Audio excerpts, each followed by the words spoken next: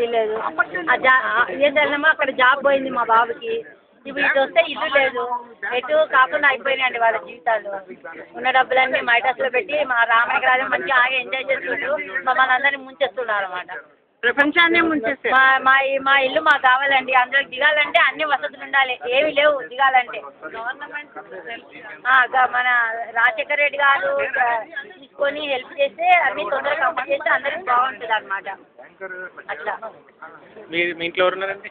మా అబ్బాయి అండి ఈఎంఐ 1,20,000 మంత్లీ కట్టుకున్నాడు. బ్యాంక్ ఆఫ్ బరోడాలో వాళ్ళు ఇక్కడికి రావడానికి లేదు, అక్కడ ఉండడానికి లేదు. అసలు విలాస్ దగ్గరికి పోతే మాకు కడుపు మండిపోతుంది.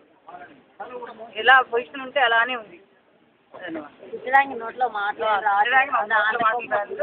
చెప్పడానికి బాధడ్డం అయిపోతాం.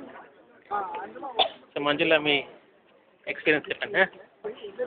Anu, what's happening? Yeah, what's happening inside Hill County?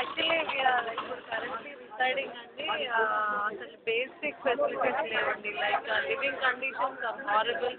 Night time security లేదండి, డ్రింకింగ్ వాటర్ లేదు, ఎలక్ట్రిసిటీ లేదండి, పర్మనెంట్ సొల్యూషన్స్ లేవు. వీటికి జస్ట్ 2 crores ఇన్వెస్ట్ చేస్తే we will get permanent Manjira water and electricity అండి. మా దగ్గర 1 లక్ష కూడా లేదని చెప్తున్నారండి. ఆ డబ్బులంతా 600 crores ఎక్కడికి వెళ్ళాయి.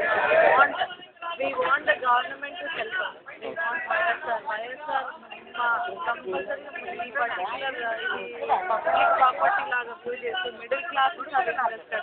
Only 10% of the maybe county are extremely rich, but remaining 90% life investments have been involved only. So we have earned every single contribution into this, and we need justice from the government. Please, government has to involve and justify the customers. This is public property, and they have to help us. Okay. Thank you. Thank you.